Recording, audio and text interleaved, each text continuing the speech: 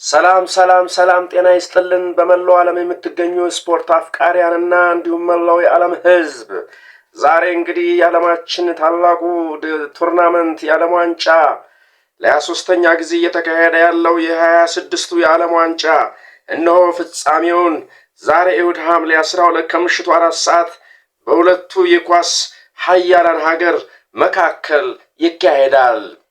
ፍጻሜውን ዛሬ ያገኛል ማለት ነው። ስፔን ከአርጀንቲና ይፋለማሉ።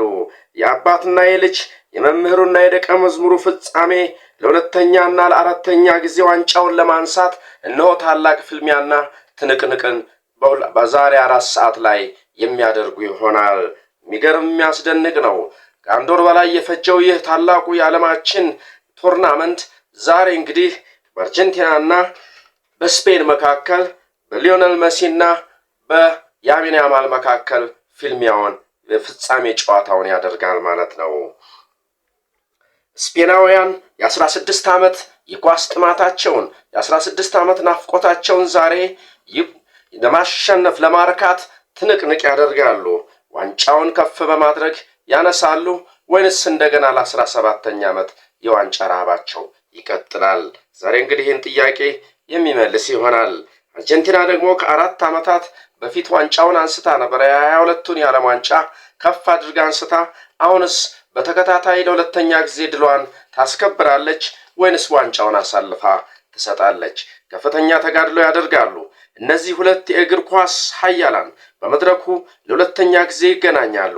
ዋንጫው ለተከታታይ ጊዜ ወደ አርጀንቲና ይሄዳል ወይንስ ከ16 ዓመታት በኋላ ወደ ናፈቃት ሀገር ወደ ጓጓት ሀገር ወደ ናፈቃት ሀገር ስፔን ይሄዳል? ይህ በዚህ ምሽት የሚመለስ በፍጻሜው ጨዋታ መልስ የሚያገኝ ጥያቄ ይሆናል። ዋንጫው ወዴት ያመራል? የዓለም ሕዝብ ሁሉ በጉጉት እየጠበቀው ይገኛል ፍጻሜውን። ከደቂቃዎች በኋላ የሚጀመረው ይህ አስደናቂው የዓለም ዋንጫ እነሆ አይኖች ሁሉ ወደሱ ሆነዋል። በጉጉት እየተጠበቀ ይገኛል። የሚገርም ነው። ዓለምን በፍቅር ያስተሳሰረው የታላቁ ዋንጫ ዛሬ በማን አሸናፊነት ይጠናቀቃል? በታሪክ ለመጀመሪያ ጊዜ በአሜሪካ፣ ካናዳና ሜክሲኮ በእነዚህ 3 ሀገራት ጥምረት የተዘጋጀው ይህ የዓለም ዋንጫ 48 ሀገራትን ሲያካቶ ወደ ውድድሮችን በተለያየ ከተሞች በ16 ከተሞች ሲያደርግ የቆየው ይህ ውድድር እነሆ ዛሬ በ4 ሰዓት ላይ ፍጻሜውን ያገኛል። የሚገርምና የሚደንቅ ነው። ከምሽቱ 4 ሰዓት የፍጻሜ ጨዋታውን እንመለከተዋለን።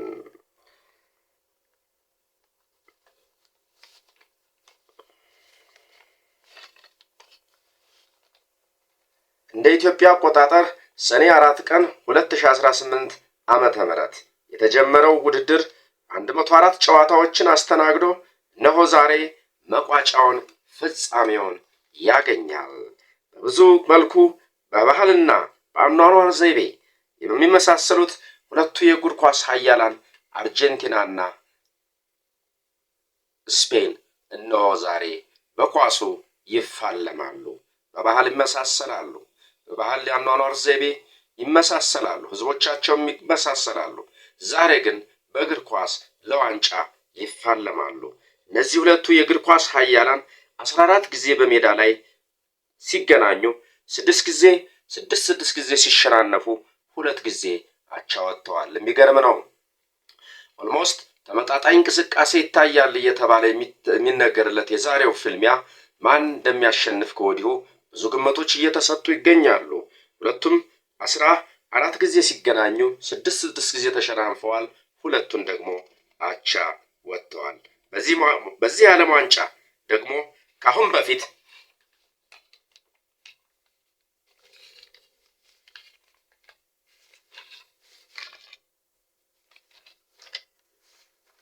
ሚገርምና የሚደንቅ እንቅስቃሴ እናያለን ዛሬ በእነዚህ ሁለት የወደፊቱ የእግር ኳስ ተስፈኛው ልዑል በሆነው ያሚን ያማልና በእግር ኳሱ ንጉሥ ሊዮኔል አንድሬስ ሜሲ ፍጥጫ ዓለም በጉጉት እየጠበቀው ይገኛል።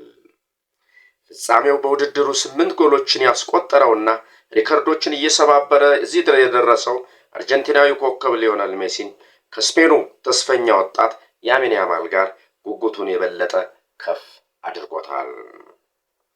የ39 ዓመቱ ከ19 ዓመቱ ጋር ይፋለማል። የ39 ዓመቱ አንጋፋው ለአንድሬ ሊዮኔል መሲ ከ19 ዓመቱ ታዳጊ ኮከብ ተጫዋች ጋር ዛሬ ፍጥጫ ያደርጋሉ። አርጀንቲና የዓለም ዋንጫን 3 ጊዜ ሻምፒዮን ስትሆን ስፔን ደግሞ በ2010 ደቡብ አፍሪካ ላይ የተዘጋጀውን የዓለም ዋንጫ ብቻ ከፍ አድርጋ ለአንድ ጊዜ ብቻ ሻምፒዮንስ ሆናለች። ዛሬስ ለሁለተኛ ጊዜ ቻምፒዮንስ ትሆናለች ወይንስ በአርጀንቲና የበላይነቱ ተወስዶባት ትሸነፋለች? ይህ የብዙዎች ጉጉት ሆኗል። የዓለም አይኖች ሁሉ እነሆ ወደ ፍጻሜው ከወዲሁ አቀንተዋል። ዓለም በጉጉት የፍጻሜውን ጨዋታ እየጠበቀ ይገኛል።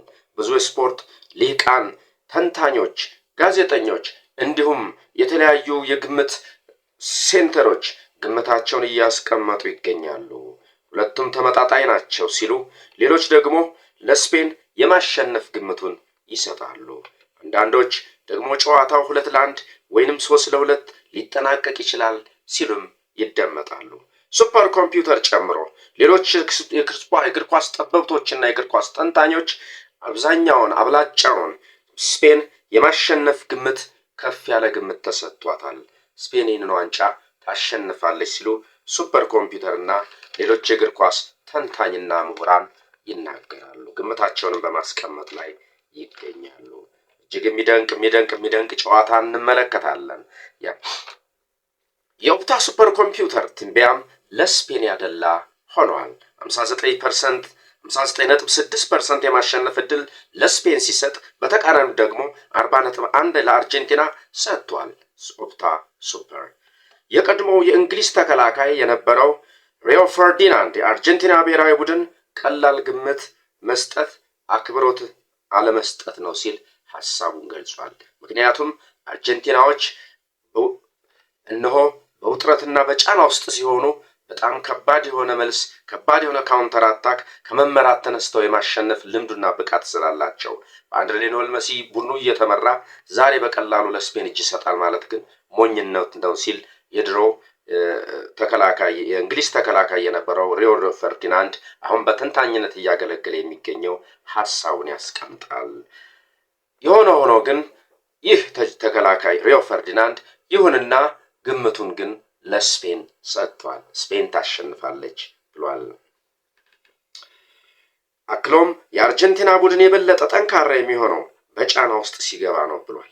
ጨዋታውን ስፔን የምታሸንፍ ይመስለኛል ሲልም ግምቱን አስቀምጧል። የፊፋው ፕሬዝዳንት ጃኒ ኢንፋንቲኖም የዓለም ዋንጫው ፍጻሜ ከሰማይ የተሰጠ የእግር ኳስ ስጦታ ነው ሲሉ ሐሳባቸውን አስፍረዋል። ከፍተኛ ተጋድሎን ያደርጋሉ።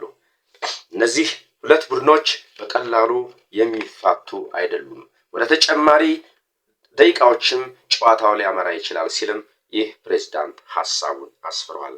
የተሰጠን ስጦታ ነው፣ ከሰማይ የተሰጠ ልዩ የመዝናኛ ስጦታችን ነው ሲሉም ሐሳባቸውን አስፍረዋል። የባርሴሎናው ፕሬዝዳንት ላፖርታ በዓለም ዋንጫው ፍጻሜ ዳኛው ፍትሃዊ ከሆነ ስፔን የማሸነፍ ዕድሏ የበለጠ ይሆናል ሲል ሐሳቡን አስፍሯል። ፊፋን በስልጣናቸው ሲያሽከረክሩት ሲዘውሩት የቆዩት በዚህ የዓለም ዋንጫ ላይ ስልጣናቸውን ሲጠቀሙ እጃቸውን ሲያስገቡ የነበሩት የአሜሪካው ፕሬዝዳንት ዶናልድ ትራምፕ ዛሬ በጨዋታው ላይ ይታደማሉ ተብሎ ተገልጿል። ጨዋታውን ጋበዝናችሁ። እኛ ከወዲሁ እንሰናበታችኋለን። እነሆ 4 ሰዓት ላይ ከተወሰኑ ደቂቃዎች በኋላ ጨዋታው ይጀምራል። ይህንን የዓለም ዋንጫ የፍጻሜ ጨዋታ እየተከታተላችሁ ተዝናኑ። ቻው ቻው። ጤና ይስጥልን።